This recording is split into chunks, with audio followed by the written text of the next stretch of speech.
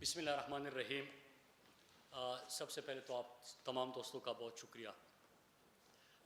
آج میں دو بڑے اہم ایشوز کے اوپر بات کروں گا، لیکن اس سے پہلے جو پچھلے کئی دنوں سے ایک تماشا بھی چل رہا ہے وہ بھی آپ کے سامنے ہے، اور اس دوران ایسی اہم چیزیں ہوئی جس کے اوپر وہ بحث نہیں ہو سکی جو ہونی چاہیے تھی۔ آپ دیکھ رہے ہیں کہ بحث کا رخ کس طرح تبدیل ہوتا ہے، کس طرح ڈیبیٹ جس اہم ایشو کے اوپر ہونی ہوتی ہے وہ نہیں ہوتی۔ تو سب سے پہلے تو میں 21 سیکیورٹی فورسز کے جو اہلکار شہید ہو گئے، جن کی وجہ سے آج پاکستان میں آپ جلسے بھی کر سکتے ہیں، جلوس بھی ہو رہے ہیں، اللہ کا شکر ہے کہ پاکستان میں امن ہے، اور جو دنیا نہیں کر پائی وہ پاکستان نے کیا کہ دہشت گردی کی جنگ میں اللہ کا لاکھ لاکھ شکر ہے کہ ہم کامیاب ہوئے، اور آپ اس کے ثمرات بھی دیکھ رہے ہیں کہ آج پاکستان ٹیررزم سے نہیں ٹورزم سے جانا جاتا ہے۔ تو پہلے میں ان شہید اہلکاروں کو پوری قوم کی طرف سے سلام پیش کرتا ہوں کہ آپ کی وجہ سے پاکستان میں آج یہ امن ہے۔ پھر اس کے بعد مزار قائد پہ جو ہوا، میں بحیثیت پاکستانی دل دکھتا ہے، اور جس کے اوپر بحث ہی بالکل نہیں ہوئی وہ یہ کہ آپ نے قائد کے پاکستان کے ساتھ یا قائد کے اصول جو تھے اس کے اوپر تو آپ نے عمل درآمد تو چھوڑے، قائد کے پاکستان کے ساتھ جو کیا وہ سب کے سامنے ہے، لیکن قائد کے مزار کے اوپر اس قسم کی چیزیں کرنا، پھر اس کے اوپر بحثی نہ ہونا، وہاں پہ جو ایک سمبولک احترام تھا، کیونکہ اصول سے تو آپ بہت دور چلے گئے، وہ بھی آپ نہیں کر سکے، تو اس کی نہ صرف میں مذمت کرتا ہوں بلکہ پوری قوم کا اس پہ دل دکھا ہے۔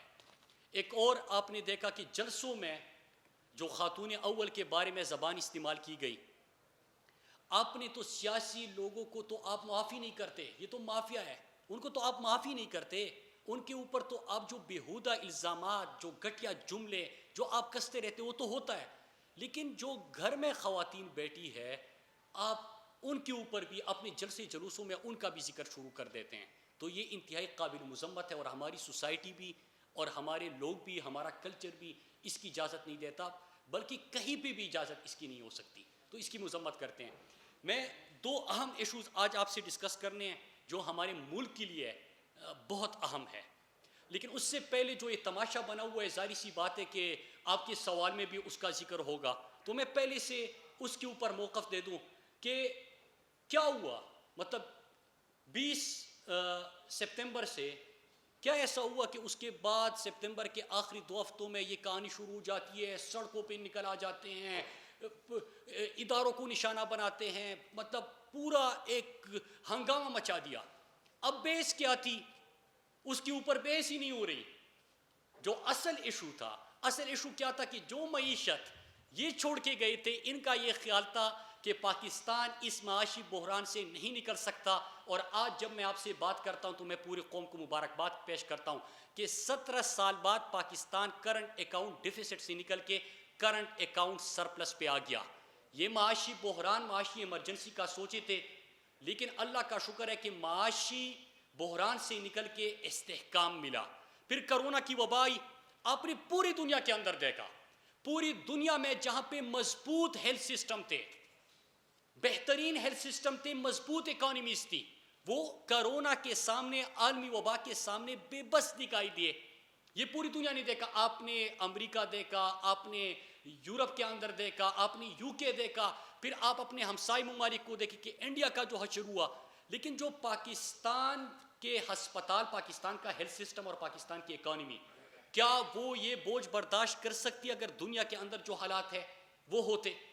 اللہ کا لاکھ لاکھ شکر ہے، ہوتا کیا ہے کہ جو عمران خان کی حکمت عملی تھی اور این سی او سی، جو عسکری اور سول قیادت نے مل کر جو این سی او سی بنا اور وہاں پہ جو پالیسی مرتب ہوئی، تو اللہ کا لاکھ لاکھ شکر ہے کہ نہ صرف اس کے ثمرات آئے، بلکہ میں آپ کے پاس کچھ حقائق رکھنا چاہتا ہوں کہ ابھی آپ نے پرسوں ہی فرید زکریا کے پروگرام میں سی این این پہ سنا، ایک سابق چیف اکانومسٹ ورلڈ بینک کا اور اوباما کے اکنامک کونسل کے صدر جو رہے ہیں، اس نے کہا کہ اگر امریکہ کرونا کی عالمی وبا میں اگر پاکستان جیسے ہم اقدامات کرتے تو $10 ٹریلین امریکہ کو بچ جاتے۔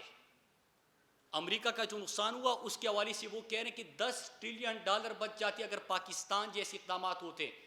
پرائم منسٹر عمران خان کی حکمت عملی کے اوپر آپ کو یاد ہوگا روزانہ سیاست کی گئی، انہوں نے کہا کہ اس کے اوپر سیاست کرے تو اس سے تو پاکستان نکل ہی نہیں سکتا۔ اپوزیشن پارٹیز کہہ رہی تھی کیوں؟ کیونکہ ہیلتھ سسٹم ایسے چھوڑ کے گئے تھے کہ 40 سال حکومتوں کے بعد پیٹ بھی خراب ہو جائے تو باہر علاج کرتے ہیں۔ تو یہ اسپتال تھے آپ کے پاس، جو معیشت تھی وہ تو آئی سی یو میں تھی، آپ نے آئی سی یو سے نکال کے اس کو استحکام دیا تو یہ سمجھ رہے تھے کہ معیشت بھی مقابلہ نہیں کر پائے گی۔ لیکن جو حکمت عملی تھی اس کے اوپر کل پرسوں CNN کے اوپر آپ نے دیکھا، ورلڈ ہیلتھ آرگنائزیشن کا بیان آپ نے آپ کی نظروں سے گزرا ہوگا، ورلڈ اکنامک فورم کے بیانات آپ کی نظروں سے گزرے ہوں گے۔ چلو یہ جو ہمارا لبرلی کرپٹ ایکٹ ہے جو روزانہ یہاں پہ گفتگو کرتا ہے، اس کو اگر ہم بل گیٹس کا نام لے لیں کہ بل گیٹس نے بھی پاکستان کی جو اقدامات تھی اس کی تعریف کر دی تو شاید ان کو سمجھ میں آ جائے کہ جن چیزوں کے اوپر آپ تنقید کر رہے تھے اللہ کا لاکھ لاکھ شکر ہے کہ آج پوری دنیا اس کو سرا رہی ہے۔ تو یہ سوچے تھے کہ کرونا کی وبا سے نہیں نکل پائیں گے اور کامیابی اللہ نے دی۔ پھر اس کے بعد فیٹ اپ کی لیجسلیشن آئی۔ اب فیٹ اپ میں ہم کیوں تھے؟ فیٹ اپ میں کوئی منی لانڈرنگ ہم نے تو نہیں کی، ان کی منی لانڈرنگ تھی، ہم گرے لسٹ میں گئے تھے۔ پاکستان کو گرے لسٹ سے نکالنا تھا، پاکستان کے لیے پاکستانی اور ملک کی مفاد کی قانون سازی کرنی تھی۔ جب وہ فیٹ اپ والا موقع آتا ہے تو اس کے اوپر بھی یہ کہتے ہیں کہ ہم تب ووٹ کریں گے کیونکہ معاشی استحکام آپ نے حاصل کر لیا، اللہ کا لاکھ لاکھ شکر ہے کرونا کی وبا پہ آپ نے قابو پا لیا، آپ کی جو NCOC نے جو کردار اس میں ادا کیا پوری قوم اس کو اپریشیٹ کرتی ہے، جو پرائم منسٹر عمران خان کی عملی تھی اس کو لوگ اپریشیٹ کرتے ہیں، وہ بھی ہو گیا۔ اب آ جاتا ہے موقع فیٹ اپ کی لیجسلیشن کا، یہاں سے کہانی شروع ہوتی ہے اور یہیں سے آج میں قوم کو کہتا ہوں کہ ہم نے اصل سوال کے اوپر آنا ہے۔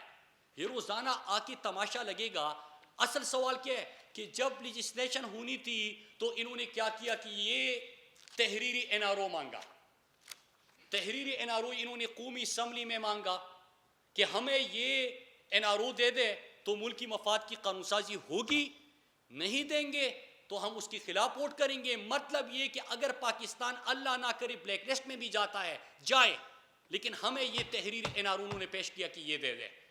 اب جب اس سے انکار ہوا تو یہاں پہ جمہوریت کے اوپر بھی بات ہے، یہاں پہ حکومت کے اوپر بھی بات ہے، یہاں پہ عوام غریب اور غربت کی بات وہ بندہ کر رہا ہے جس کو غریب اور غربت سے اتنا تعلق ہے جتنا کلو کا انڈوں سے ہے اور درجن کا آلو سے ہے، اتنا ہی ان کا تعلق غریب اور غربت سے ہے۔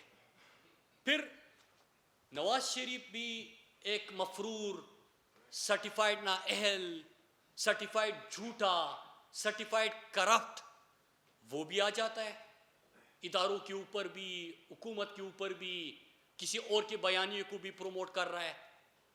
اس سے میں چند سوال کرتا ہوں اور بیس یہ ہے، بیس کیا ہے کہ جب پاناما لیکس آیا تو کیا پاناما لیکس آپ میں سے کوئی صحافی یا میں لے کے آیا تھا یا عمران خان لے کے آیا تھا؟ پاناما سکینڈل دنیا کا سب سے بڑا سکینڈل تھا اور ہوتا کیا اس کے نتیجے میں آئس لینڈ کا پرائم منسٹر خود استعفیٰ دے کے گھر چلا جاتا ہے، یوکرائن کا پرائم منسٹر کو گھر جانا پڑتا ہے، اپنی ہی جماعت کے لوگ ان کو کہتے ہیں کہ ریزائن کر دو، یہاں پہ خواجہ آصف جیسے اقامے والے اٹھ کے کہتے ہیں کہ میاں صاحب فکر نہ کرو لوگ بھول جائیں گے۔ پھر اس کے بعد اسپین کا وزیر بھی چلا جاتا ہے، نواز شریف عوامی دباؤ کو دیکھتے ہوئے پارلیمنٹ آتا ہے، کہتے کہ حضور یہ ہے وہ ذرائع، پھر قطری خط آتا ہے، پھر جھوٹ پہ جھوٹ آتا ہے، ان کو موقع ملتا ہے، رسیدیں نہیں ملتی اور اس کے بعد وہ نااہل ہوتا ہے۔ اب وہ سب کچھ کے اوپر بات تو کر رہا ہے، ہر چیز کے اوپر بات کر رہا ہے، لیکن یہ نہیں بتا رہا کہ جو پاکستان کو لوٹا تھا، منی لانڈرنگ کی تھی، باہر پیسہ لے کے گئے تھے، اس کے اوپر جواب دے۔ ایک مفرور اور اشتہاریوں کا خاندان وہ اگر سوال کرتا ہے میں ان کو جواب دے کے پھر میں اصل ایشو کے اوپر آؤں گا۔ لندن تو کیا پاکستان میں بھی کوئی جائیداد نہیں ہے؟ یہ بولو تم. حضور یہ ہے وہ ذرائع جھوٹ بولو پارلیمنٹ کے اندر تم. قطری خط پیش کرو تم. کیلیبری پورے پاکستانی قوم کو پتہ ہے اس میں بھی تم. جعلسازی میں تم. کنویکٹ ہو جاؤ تم. ملک کو لوٹو تم. منی لانڈرنگ کرو تم. مفرور اور اشتیاروں کا خاندان تمہارا. لیکن سوال بھی پوچھو تم. عجیب تماشا ہے. ملک کو بھی لوٹو, جھوٹ بھی بولو, کرپشن بھی کرو, رنگے ہاتھوں بھی پکڑے جاؤ, پھر اس کے بعد سوال بھی اور چیخ و پکار بھی آپ کی سنائی دے. یہ نہیں ہوگا, آپ کو جواب دینا پڑے گا. اور یہ تحریر این آر او انہوں نے کہا تھا نا, اصل ڈیبیٹ کی تھی کہ یہ نہیں ملا, پھر اس کے بعد چیخ و پکار شروع کر دیا. میں پاکستانی قوم کو کہتا ہوں کہ پارلیمنٹ میں انہوں نے پرائم منسٹر عمران خان سے اور حکومت سے یہ تحریر این آر او مانگا جس سے انکار کیا گیا. آپ ذرا پول کر آئے آج ٹاک شوز میں, آپ ذرا سوال کریں کہ کیا پاکستانی قوم ان کو این آر او دے گی؟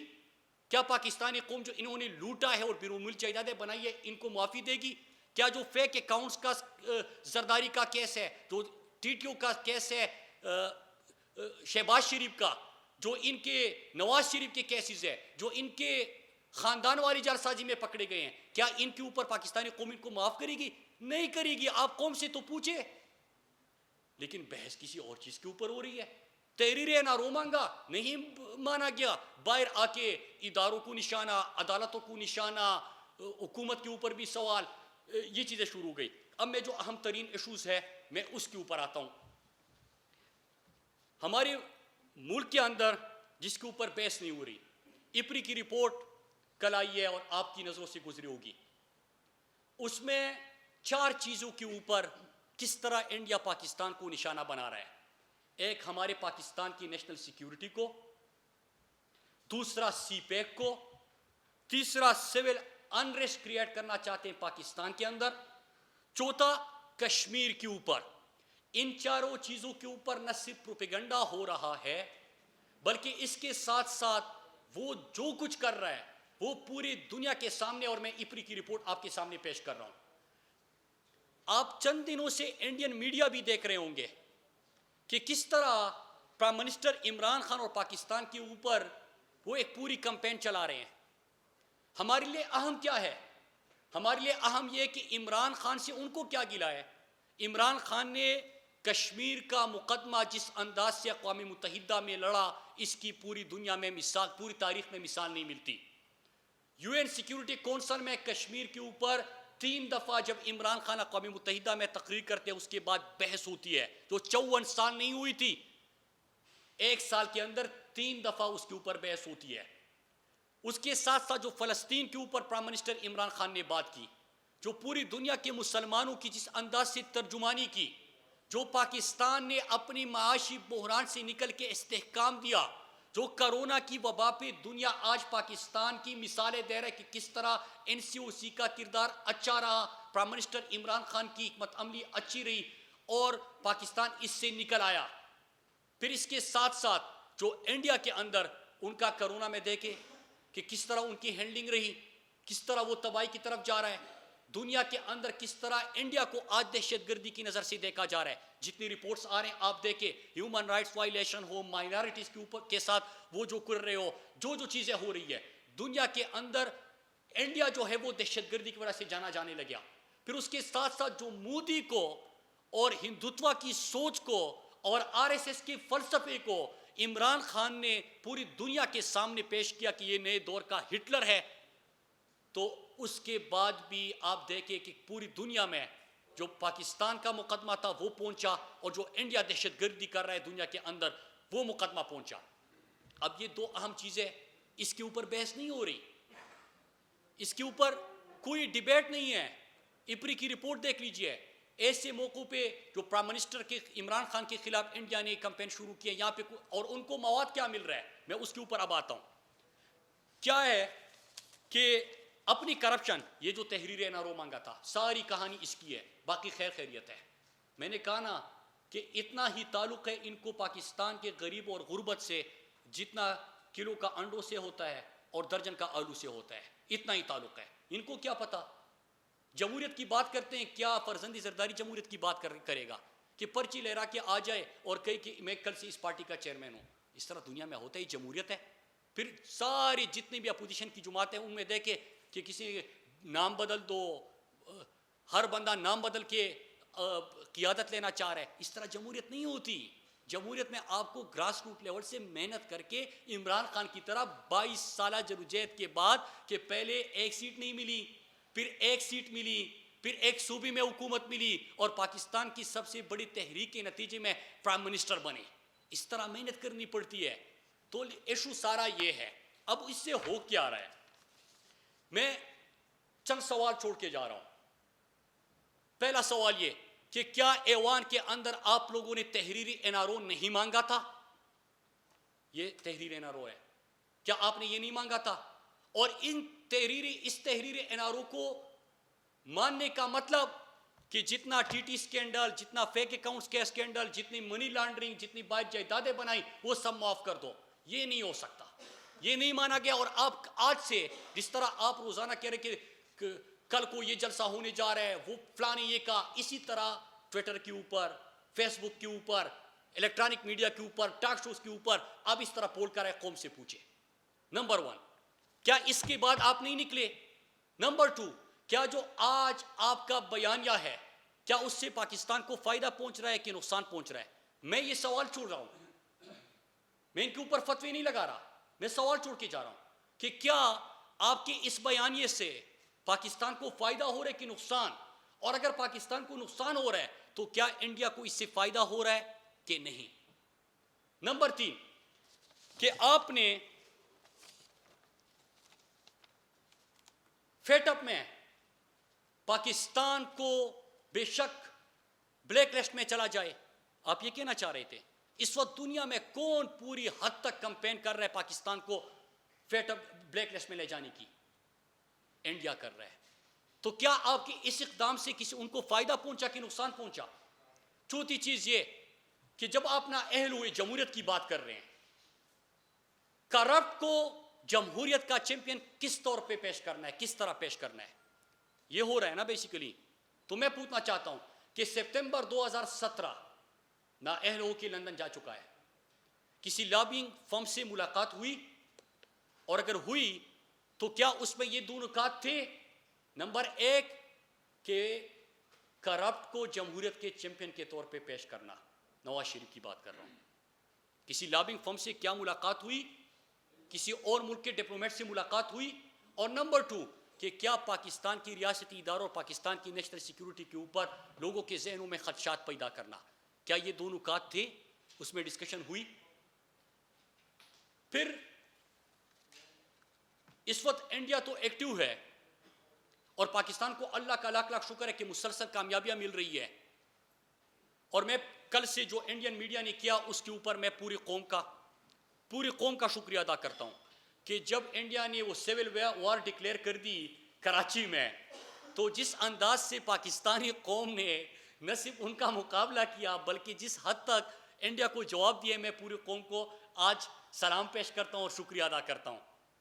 لیکن اس کے ساتھ ساتھ ایک اور چیز, پرائم منسٹر عمران خان کے اوپر گفتگو ہوتی ہے, میں اس کا جواب دوں اور اسی نیریٹو کے اوپر گفتگو ہوتی ہے کہ مودی کو گھر بلاؤ تم, مودی کو گھر بلاؤ تم, سجن جندال سے بغیر ویزا کے مری بلا کے ملاقاتیں کرو تم, جواب میں ذاتی تعلقات کا راگ الاپو تم, کٹھمنڈو میں چھپ کے, برکادت کی کتاب آپ نے پڑھی ہوگی, چھپ کے مودی سے ملاقاتیں کرو تم.